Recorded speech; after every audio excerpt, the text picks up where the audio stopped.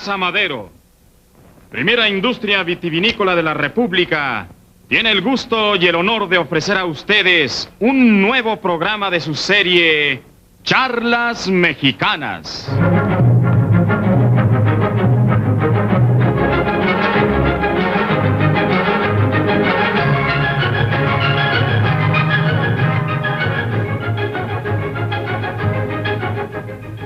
Charlas Mexicanas, que honran con su presencia y con su mensaje de cultura tres ilustres personalidades de las letras mexicanas: don José Vasconcelos, don Alfonso Junco, don Jorge Carrión. El licenciado Vasconcelos tiene la palabra. Desde luego, quiero dar la bienvenida a nuestro nuevo colega, el señor Carrión, que viene en nombre de nuestro amigo don Andrés Enestrosa. Estamos seguros de que sus opiniones servirán mucho para esclarecer los temas que nos propone el público. En consecuencia, le entrego los trastos y le ruego que se sirva a iniciar la faena. La pregunta es muy interesante, desde luego. Yo creo que convendría que inicialmente intentar precisar lo que quiso decir la señorita cuando dice que si la conquista de México puede considerarse como una epopeya.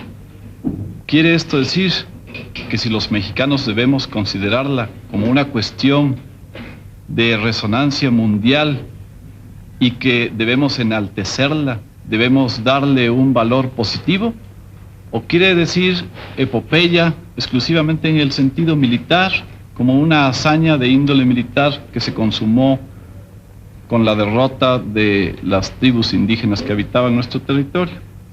En cuanto a resonancia mundial, pues es indiscutible que la tuvo la resonancia mundial. La conquista de México está injertada en el sector más amplio del descubrimiento de América, y es evidente que el ingreso de América al mundo como reserva, como territorio que se anexó al mundo occidental, pues necesariamente tuvo una resonancia muy grande mundialmente.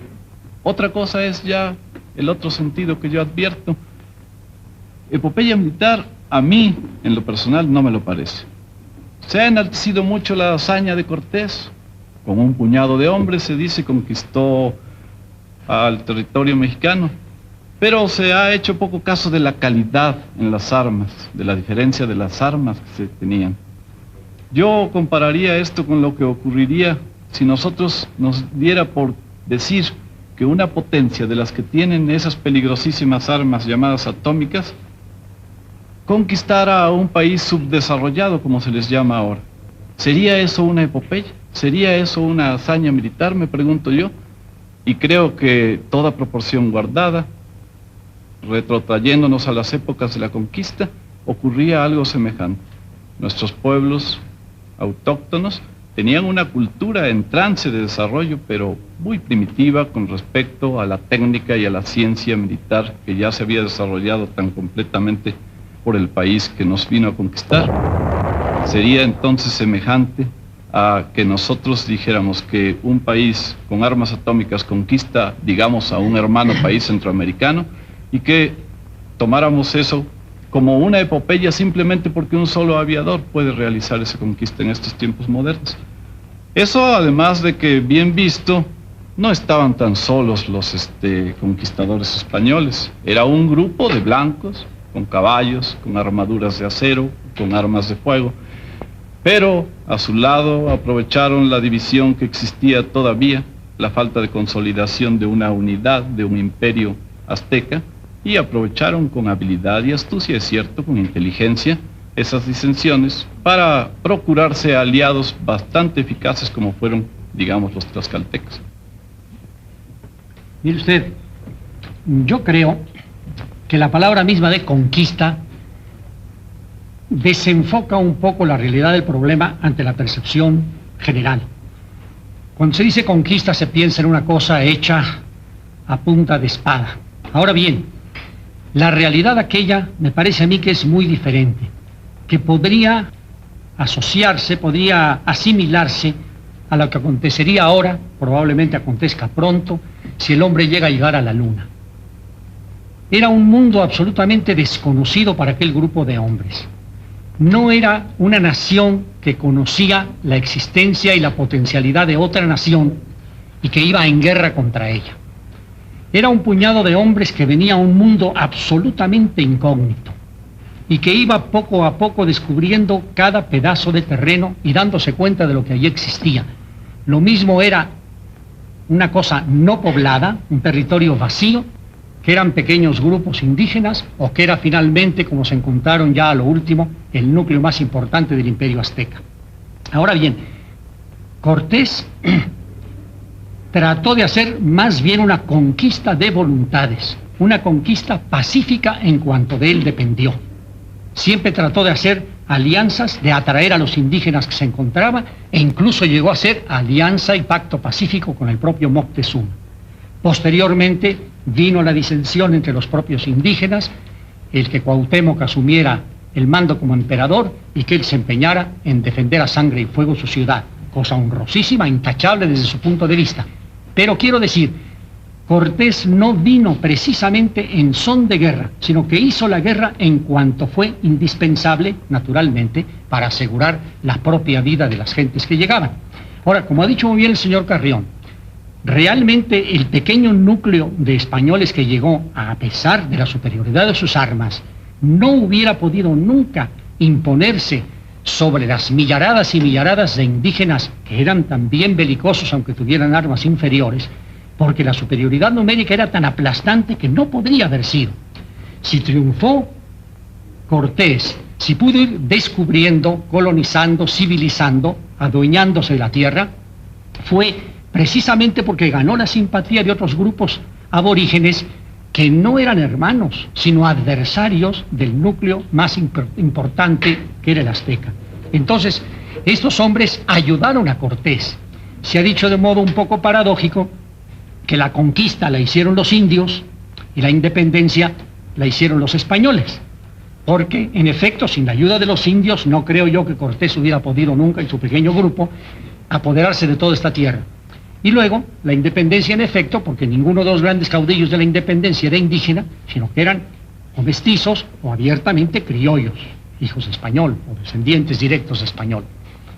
Este aspecto me parece a mí sumamente interesante. Ahora, epopeya, yo creo que sí es en la plenitud de la palabra por esto, porque llegaban ellos a un mundo desconocido, ignoraban lo que podrían encontrarse, y Cortés tuvo ese rasgo magnífico de hombría y de decisión, de no quemar, como se ha dicho, de una manera traslaticia, dándole al verbo una acepción no literal, pero sí de incapacitar, de echar a perder sus propias naves para que nadie pudiera ya volverse atrás. Estaban empeñados en la empresa, había que ir adelante. Ahora, esa empresa tuvo momentos dificilísimos. Y es, digo también, epopeya, porque aunque hubiera motivos de orden meramente material o de aventura, de novedad, de descubrimiento, hubo también momentos, como aquel tan importante, en que Cortés, horrorizado, escandalizado del culto aquel a Huichilobos y de los ríos de sangre que aquello ocasionaba, se trepa al templo principal y derriba a los ídolos, poniendo evidentemente en un riesgo absoluto toda su empresa, su vida misma y toda la empresa aquella. Es decir, por un ideal, por un principio de respeto a Dios, de orden religioso, derriba aquello y pone en riesgo toda la empresa. Esto le da un sello de superioridad en el orden de las intenciones y de los propósitos. Mis ideas sobre el héroe se forjaron en una modesta escuela mexicana del puerto de Campeche, que todavía estaba sometida a la influencia humanística de aquellos tiempos. Era muy distinto el sistema de enseñanza y la influencia sobre los jóvenes que se ejercía en aquella escuela a la de las escuelas de hoy, sometidas al sistema Dewey, de practicismo ciego, de usar las manos antes que la inteligencia, y en que le preguntan a uno si Julio César era romano y advierte el método, conteste usted sí o no, qué emoción puede despertar en los alumnos esta pedagogía. En cambio, yo recuerdo la fascinación con que escuchábamos la clase de historia de los humildes maestros de mi instituto de Campeche y cómo se nos quedaron grabados para toda la vida ciertas anécdotas, como aquella de Julio César, que cuando iba en la embarcación y los marineros, a causa del mal tiempo, temieron zozobrar, y les dice, no teman nada, que va con ustedes César y su fortuna. Después la otra anécdota de César llorando ante el campo de batalla por el espectáculo que lo enternecía de los muertos. César pasando el Rubicón. Todas estas cosas que van forjando en el ánimo del hombre lo que es un héroe. Este tipo de hombres era Hernán Cortés, uno de los grandes capitanes de la historia se le ha llamado, y en efecto, para llegar a esta categoría se necesitan ciertos requisitos. Uno de ellos, por ejemplo, es lograr impresionar de tal manera a los pósteros que uno se convierte en elemento del folclore universal. Cortés es citado por los niños de las escuelas de China, lo mismo que por las escuelas de Turquía, por la famosa frase de quemó sus naves. Penetró de esta manera en el folclore universal. Sus hazañas, sus anécdotas son conocidas de los niños de todas las escuelas del mundo. Hay otra manera de penetrar, de constituir epopeya y de penetrar a la historia universal, que es la de la creación, la invención de una doctrina. Cortés es el creador del imperialismo en todo el periodo histórico en que el imperialismo estuvo en ejercicio. Hay que recordar siempre que el Imperio Británico, en sus conquistas, no hizo sino seguir la doctrina de Hernán Cortés, una doctrina humanitaria que evitaba conflictos, los suavizaba.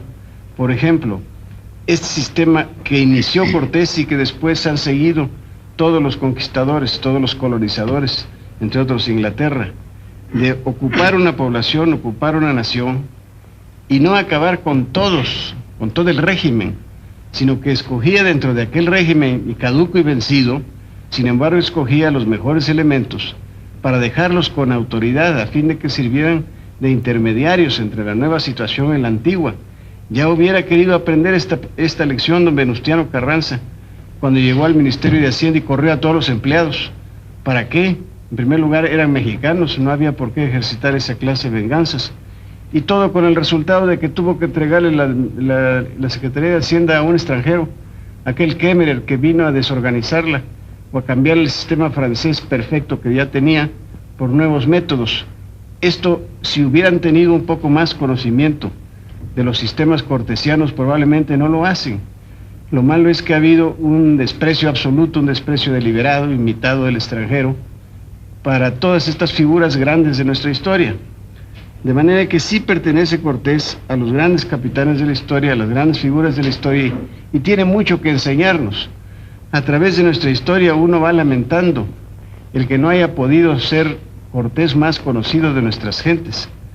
Cuando el general Taylor platicaba con sus prisioneros, aquellos generalitos de Santa Anna, que eran modelo de vanidad, de jactancia, y conversaba con ellos sobre las batallas ya ocurridas, sobre las derrotas, sobre sus victorias, muchos de ellos se quedaban sorprendidos al saber que con un ademán el viejo gringo, gran militar, gran soldado, sacaba de la bolsa del pantalón la historia de la conquista de México de Bernal Díaz y les decía, esta es mi táctica, este es el libro que yo he seguido para vencer, mi maestro ha sido Hernán Cortés. En inglés se publican cada año no sé cuántos, alguna vez yo vi una estadística